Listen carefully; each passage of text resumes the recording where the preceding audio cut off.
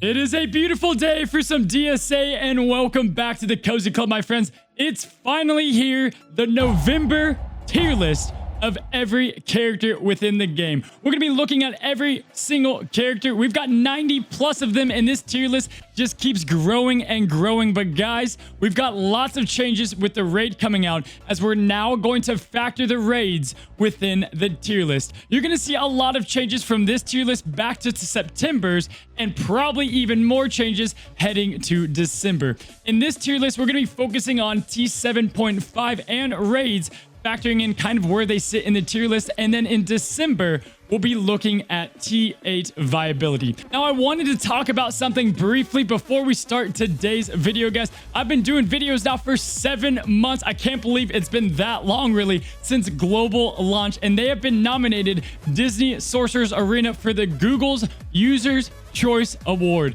I'm super happy for this game to be getting more notoriety, and guys, hopefully we keep on building this awesome community, not only here at the Cozy Club, which if you haven't subscribed, go ahead and do that quickly now, but also the community for DSA, guys. Love that more and more people are seeing how awesome of a strategy and Disney game that this is. So if you guys haven't, checked the description right down below. That top link is going to be for the voting of the Google Users Choice Award. Let's go ahead and jump to today's video.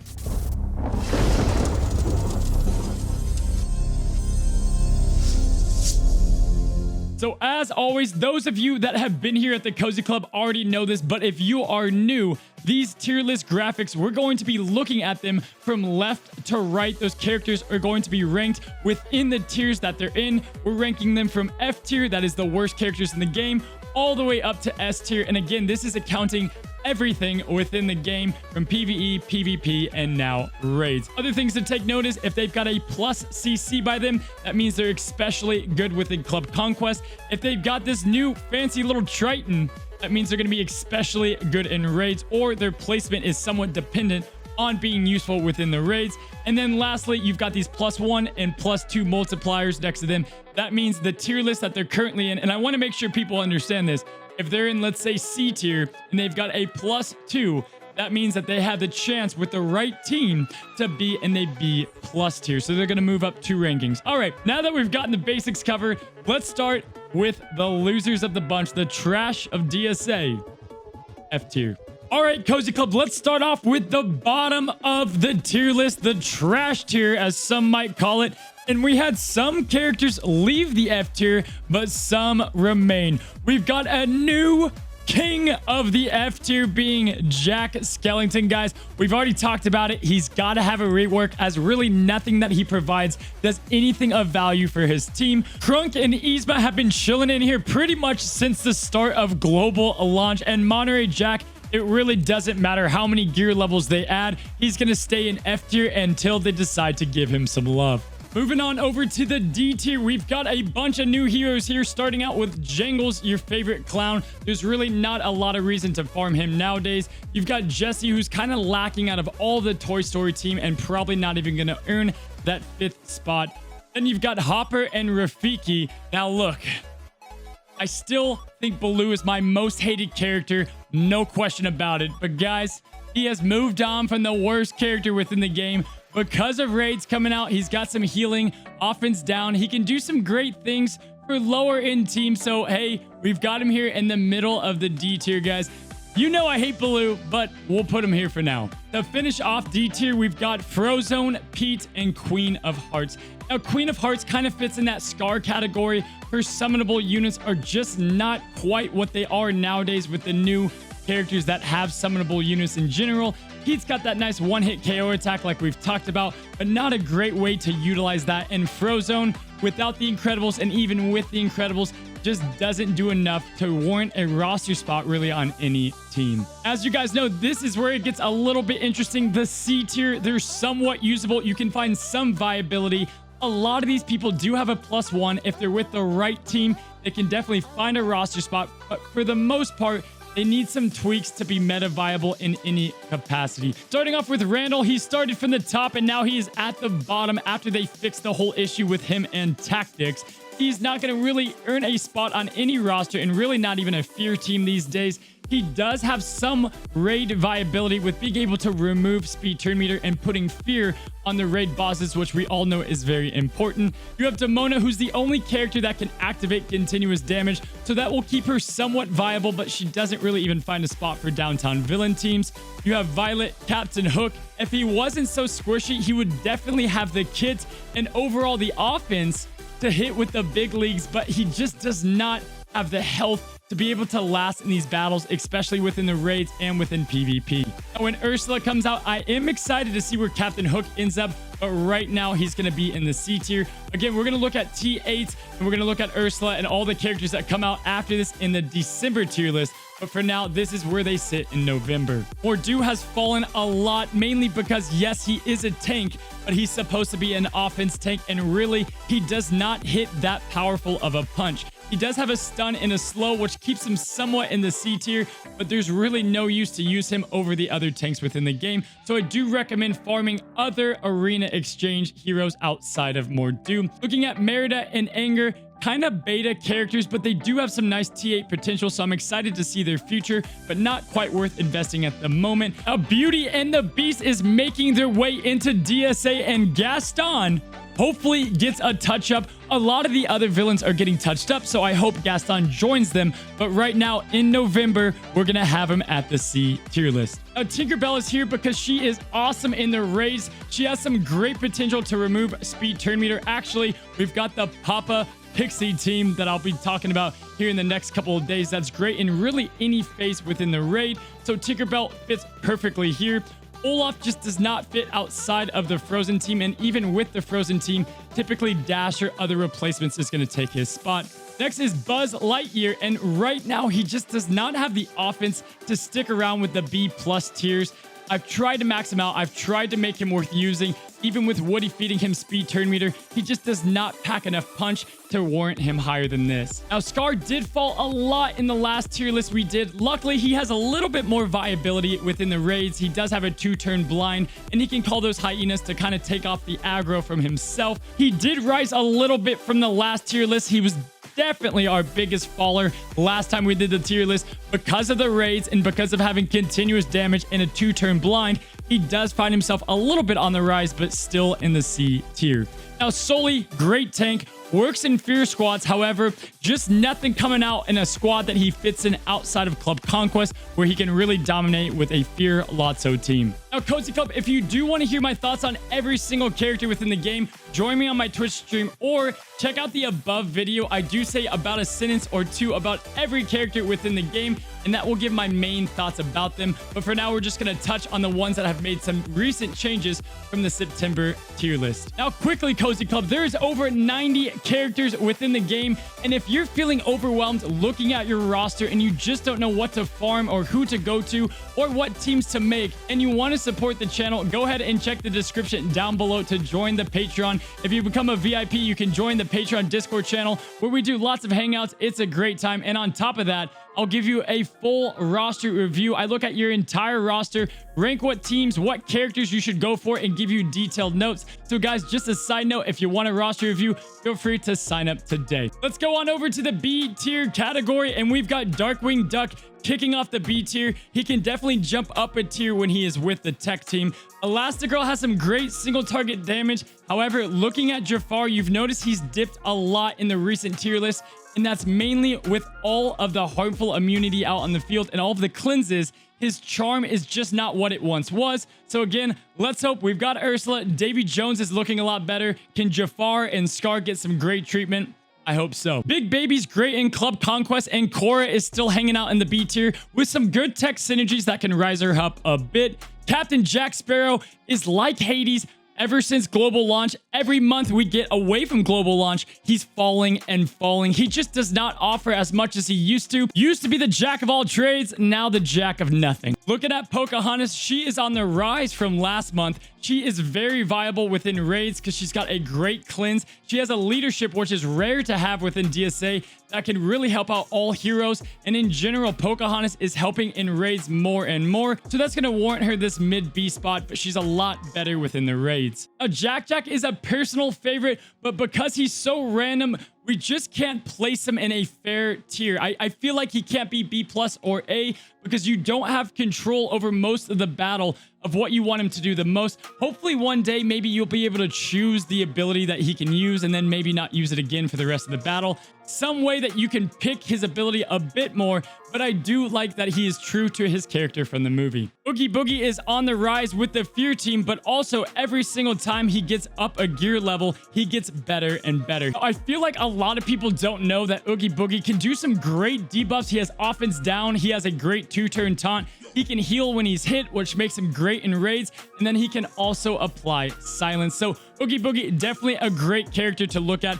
Now in the middle of B, if you guys watched my rolls of the raid, you know that Mr. Incredible has a phenomenal leadership for phase 2 and phase 3 of the Forbidden Depths. Definitely on the rise a little bit. He's got that auto top mechanic and is great with the rest of his family. I'm excited to see the Incredibles get a little bit more use. And as, again, we inch closer to this Gear 8, I think they're going to get even better. Bob isn't necessarily a tank I recommend going for right away. But if you've done a lot of these characters and you want kind of a luxury farm, I think Bob, Mr. Incredible, is a phenomenal unit. Shere Khan also does some great damage within the raid. Spin, we bumped up a little bit from C and gave him a +2. One of those characters by himself, just not a great character. However, when he's with the Frozen team, a very essential and very powerful hitting character and one of my favorites back in the day. Lastly, to finish off the B tier, you've got Lotso at the top in Sorcerer Mickey. Sorcerer Mickey can still do some great things. He's going to be at the top of B,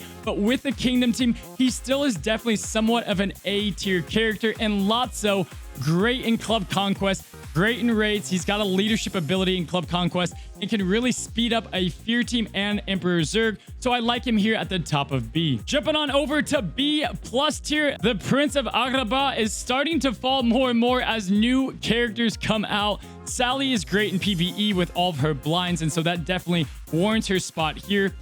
Peep is one of those characters that are somewhat on the rise. Definitely great within Club Conquest, but within raids, she's one of the few characters that can assign a taunt, and then also she's got offense down and can stun a whole flanking row with tactics on her. So Bo Peep is definitely somewhat on the rise with a great leadership to boot. Horn King is probably the definition of what made this tier list so hard. How much do I value just raid importance? And I feel like B+ is a great spot for the Horned King. Now, he's useless in PvP, and I do mean useless, but within the raids, he's a powerful hitter that can do some great damage in all phases, so definitely he has gone up from the D tier depths all the way up to B+. Now, the new character to the pack, Goofy, is finding himself in the middle of B+ as well. He does have the ability to cleanse 2 harmful effects from all of your allies, which does buff him up because really only him and Baymax can do that along with Merlin. So I do like Goofy here. He does need a team. He does need the rest of the Sensational 6. So right now he's in the middle of B, but I think he's got some great potential. Your favorite Sheriff and Cowboy has risen way up the tier list from the September one that we have looked at, guys. Woody is a phenomenal support, and he's one of the best, in my opinion, characters in the raids. First of all, he's got a slow on his basic. He can inflict vulnerable, and on top of that, his healing passive is going to be able to really cleanse completely. Poison is probably the best current counter to poison in phase 2 and phase 3. Altogether, he can grant haste to all teammates and crit power up. And so he's just one of those characters that can fit into any team and one of the best raid characters. I definitely recommend going after Woody. He's going to serve you great in Club Conquest, in PvE, and PvP. You have one of the characters on the rise being Madam Mim. Yokai's great in Club Conquest, but finds questionable use out of that. And Jasmine, my friends, you know Jasmine is all about her tiger, Raja. Raja's proving to be a great resource within the raids. Throw him in the corner and have the raid boss waste a lot of their abilities and time on the tiger, taking all of the hits for her princess, Jasmine. I also love that Jasmine can heal and cleanse and is a nice touch within the Forbidden Depths. You guys know I love some Chunk, and he's great in Club Conquest and continues to find use even within the raids, able to transfer those harmful effects to the raid bosses, and overall is just keeping that off-tank viability. And lastly, we've got Ariel, which she was pretty tough to place on this tier list. Within the raids and her healing, she's got phenomenal use under a King Triton lead, and within PvP, really doesn't do a whole lot. Now, I want everybody to know, looking at tier 8, Ariel is going to be gaining critical chance up and recovery twice. So expect that heal to really start making a difference in healing up your characters. We're going to have her at +1 whenever she is with Oceanics. But again, once she's in PvP and she's with Triton, she's just kind of waiting to die so that Triton can get both reasonable and enraged. Now, kicking off the A tier, guys, is the king of the jungle, Hakuna Matata. Simba, guys, is on the rise. In case you don't know, Simba is one of the best characters for phase 1. He can heal, he's got a great taunt, and he can extend helpful effects, and his passive can make enemies and other players pull their hair out. Now, I think he's going to be one of the best tier 8 characters once we get there. He can remove speed turn meter on his basic attack on his first special, and everything in his kit is starting to make more and more sense. If the Wild faction can get a solid leader and some synergy, I see Simba even going further, and I'm excited about his defense, stats, and his G8 possibilities. As more and more PvE content comes to DSA, Dr. F is going up the tier list, guys. He has great healing, one of the best healers within the game by far, and is just the PvE king and continues to be so. Love that he can assign taunts to kind of take away from the one-hit KO abilities within the raid. He can do the death card now, offense down, charm. He can polymorph within PvP, and he's got a leadership to boot. So I feel like lower A is a great spot for Dr. F. Now, Gizmo Duck is falling a little bit, really just suffering from not finding a team. But once more Duck teams come out, I think he'll find his spot. Next, let's focus on the triple ducks right here in the middle of A. You've got Donald, Daisy, and Scrooge McDuck. Now, all these characters are all great characters. Scrooge did get nerfed just a little bit, but still phenomenal under helpful effect teams and under a duck leadership as well. Daisy and Donald Duck, you guys know, are a dynamic duo. Daisy being able to extend helpful effects is a great plug and play option for her to fit into really any team. And Donald can do some great damage in PvP and the raids. I think we're going to see a lot more Donald as the Sensational 6 does come out later, but I think that Donald is going to find his place in the meta and keep on rising. So investing in Donald is definitely my recommendation now that they're farmable. Now, the tip of the spear in the A tier is Shan Yu, Barley, and Ian, guys. You notice Shan Yu did dip into the A tier. He is just not being selected. When you look at your entire roster, having Shan Yu fit in there just doesn't make sense more and more. He's not great within the raids. PvP, he is outshined by many other factions, and Shan Yu is just not able to find his place like he once did. Barley did fall down just a little bit, but with his basic and his taunt removal, he still has a great place, especially within an onward mythical team. His brother Ian is right below him, able to put out blinds within the raids, and obviously you guys know the huge damage that Ian can put out. So the brothers are at the top of A here, followed by the Ducks, Kristoff, Gizmo, and Dr. F. Let's finish up this bad boy with the A+ tier and the S tier. Looking at the A+ tier, you've got Maui that's going to kick things off. Still hanging on to the A tier. He's a great Oceanic tank with a solid lead, and he has some great synergy with the Oceanic faction. Wasabi doesn't quite have a team that he fits in, but he does pack a punch, and he's great against helpful effects. So the more teams that come out that rely on helpful effects, Wasabi is only going to get better. Moana smacking paddles is one of the best damage dealers within DSA. The best part about this is that she rivals Stitch in her hard-hitting basic. Doesn't matter if it's silenced, she double taps if the enemies have slow, and she can do some high, huge damage. So Moana will always have a spot, most likely in A and above, just because of how great her damage is. Now, rising towards the top of A+ tier, you guys know how much I love Genie. He's a great offensive unit who can cleanse, silence, put offense down, and is altogether probably one of the best Kingdom characters outside of the Sheriff of Nottingham. I recommend going after Genie right away when you start your journey. He can be used in really any facet of the game, and you won't regret farming him. The master of the raids, you've got Davy Jones, who continues to climb up and up the tier list, my friends. I'm excited that Davy's getting plenty of love from Glue and DSA, and he's only going to get better come the next tier list. I predict him being one of the top meta damaging characters. In fact, he's who I'm investing my gear 8 gear into right off the bat with Ursula synergy. Looking at Prince Eric, you've got the Prince of the Raids. Obviously, we know he's phenomenal within the raids. P4, he can completely dominate in the Little Mermaid trio altogether. Does very solid within the raids. However, what people don't know is he's a very solid tank within PvP. If he has taunt, go ahead and throw Peter Pan's Shadow on him for some great synergy and put undefeated on pretty much your entire team. I love what Prince Eric can do with his vulnerables, his passive, and everything within his kit. Now, Gogo being the lightning quick offense character, I find use for her really at any game mode and within any team. One of my favorite uses for Gogo is throwing out those discs and having Honey Lemon proc her passive so you can start going to work. Looking at Ana, you know she's a great support. She was once an S tier character, kind of falling off just a bit, but still remains one of the best Kingdom units. I expect her with Beauty and the Beast to get a lot better and still amazing with her sister Elsa, so expect to farm her right when you start the game on Tournament Exchange. Merlin gets the award of the highest riser from the last tier list, guys. He is the MVP cleanser within the raid and one of the best characters altogether within the Forbidden Depths.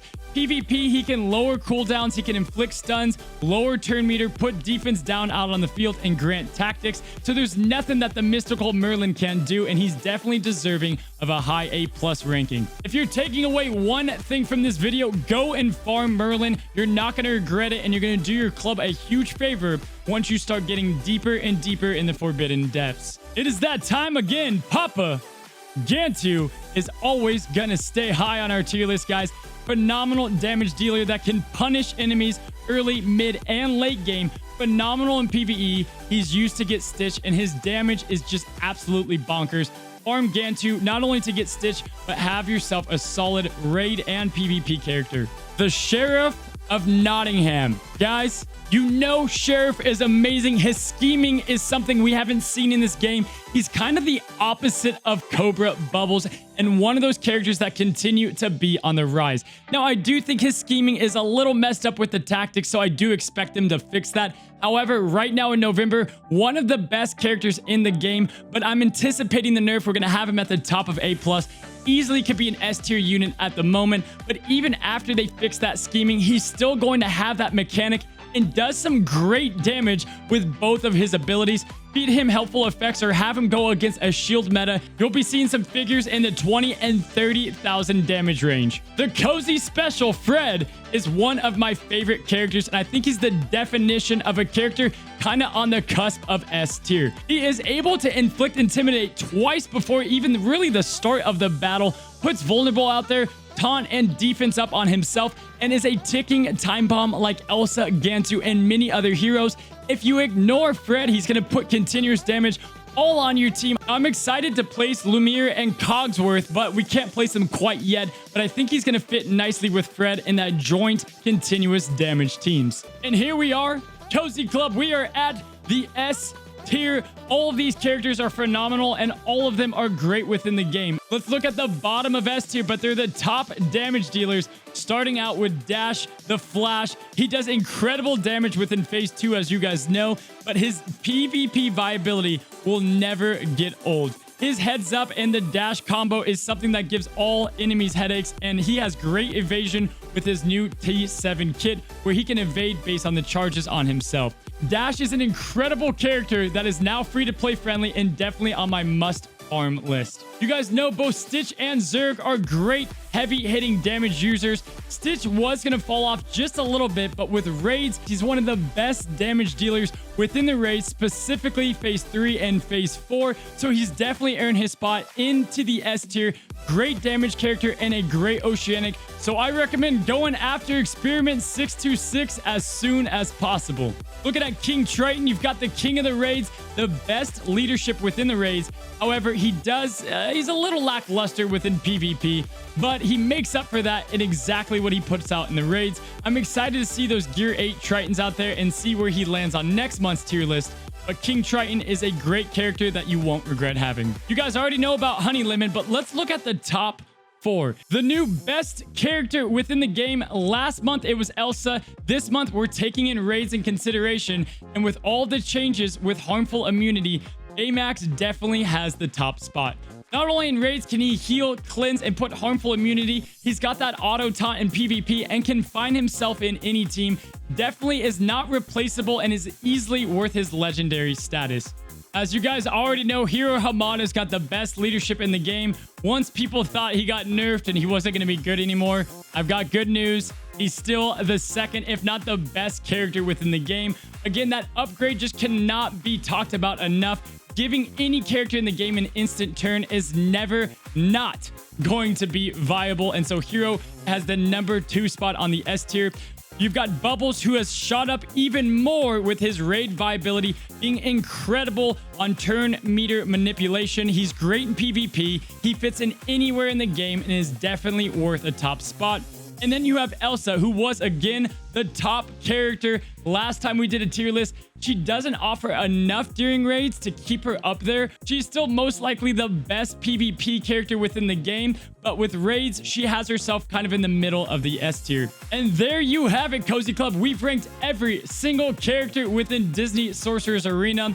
I want you guys to be able to know exactly what to put your resources into and what characters are not going to fall once you've dumped all of your time, money, and resources into them. Next month, I expect a lot of movement within the tier list because of Gear 8 and all of those changes at the top of the meta. But right now, this is November. This is where all of the characters sit at. Guys, if you have any questions about where I place them, check me out down in the description below for my Twitch channel. Come chat with me live. I stream 3 to 4 times a week. Ask me why I ranked a character in a specific ranking or who should you farm. Guys, we've got a lot of videos coming up. If you haven't already, join the Cozy Club family. We're almost at 10,000. Help make that journey happen. And until next time, my friends, stay cozy.